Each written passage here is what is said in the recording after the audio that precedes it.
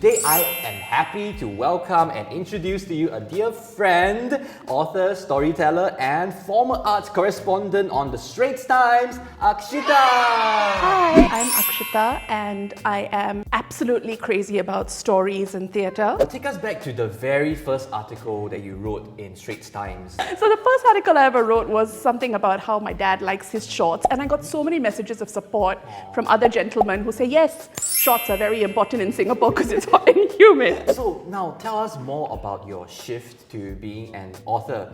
I come from a family of creatives, so writing was something we always did. My grandfather was an author and he had one of those old writing desks with drawers, and he had a typewriter, so right at the bottom drawer were all the discarded drafts, and he only typed on one side, so my brother and I could write on the back.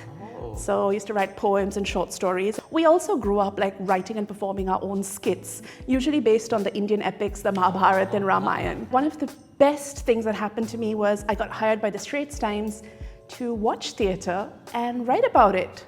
And then it became so interesting that I started writing my own stories beyond the non-fiction I do for the paper. And yeah, so you got it pretty well. Author, storyteller, but most of all, I'm a very happy member of the audience. So with all the theatre reviews that you've written, do you ever feel the pressure to write nice things? Sorry.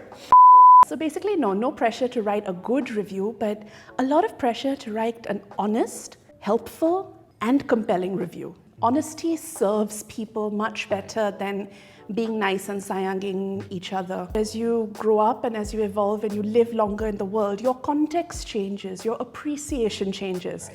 I actually remember bad theatre just as much as I remember good theatre, not just because the bad theatre failed spectacularly, but I saw what they were trying to achieve.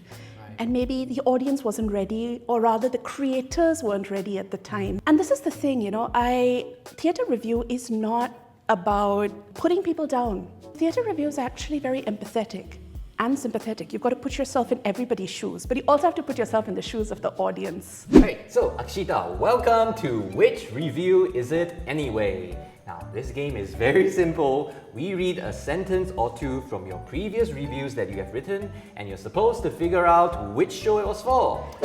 Viewers in the front row can reach the set by stretching out their legs and are pulled by this satisfyingly intimate view into a tragicomic narrative of love, sex, and seeking adulthood.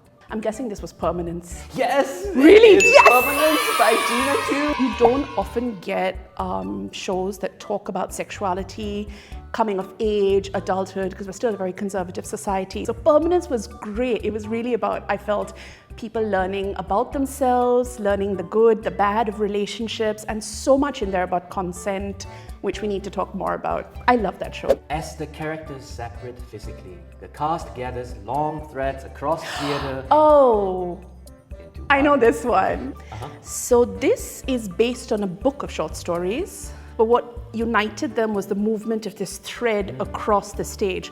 And at that time, it didn't work for me. It made me dissatisfied. But thinking about it now, I realized that I was at that point in time used to a very Western style of presentation. But this structure of the thread is actually, I think, more Asian in certain ways. We have our stories, we come together as a community, we share our stories, and then we part. So yeah, that was one of the plays that really stayed with me. But I do not remember the name, and I know it was a book that was published by Ethos, I think. Yes, it's entitled Here and Beyond. Oh, okay. You know why? Because I was sitting next to two of the authors and they were like, okay, how are they going to do my story? And I could feel the tension in their body as their stories were played out. Wow. And I was like, okay, do not let this affect your own review, Akshita. Now, let's get on to my favorite segment called Let's Get Real. Have you ever watched a horrible show and had to write a review about it? The only show that is coming to mind is one of the first few shows I reviewed back in 2010. It was an overseas production from New Zealand, and it was a very contemporary work of theatre. There was a painting of an angel staring into the abyss, which they made into a work of theatre. So I was in a Esplanade Studio Theatre for 1 hour listening to people shouting at the top of the voice because in the painting the angel is like pointing into the void and screaming, and that's what happened for 1 hour. We need context. Without context, how do we enter this world? If we haven't seen this painting before, if we don't know what they're trying to achieve, what is going on, I didn't feel enough of that context was given. The only way to describe an absolutely horrible experience is to be very objective about it and say, for 1 hour, I was in a theatre and that someone was screaming in my ear. How do you think I felt? How they wanted to present it wasn't how people perceived it. That said, offending the audience is a time-honored theatre tradition. Have you ever gotten angry emails, comments from Oh artists? yeah, so many. From those that you have reviewed? Oh, no, not from those I've reviewed. Like people have stormed off, people have shut doors in my faces, people have refused to talk to me, people have talked smack about me online. Main thing is make sure my mom doesn't read any of it because that upsets her a lot. And just to realize that this is a long-term relationship. The person who yells at you now, 10 years later, maybe in a situation where you're collaborating. Yeah, and the other thing is it's like family, right? Nobody gets on your nerves more than the people you love the most. That's very true.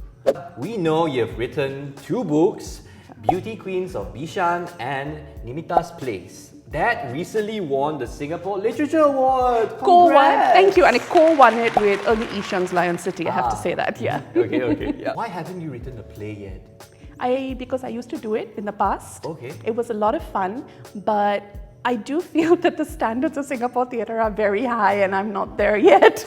So the way I look at it is I will give people the substrate. If y'all want to adapt my work, please go ahead.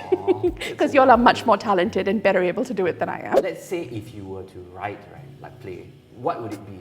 I would really like to do something that was traditional to Singapore. In a way, I think what I already do some of that as a storyteller. I tell the traditional stories of the culture I come from, and I tell them in traditional formats, but I tell them in English.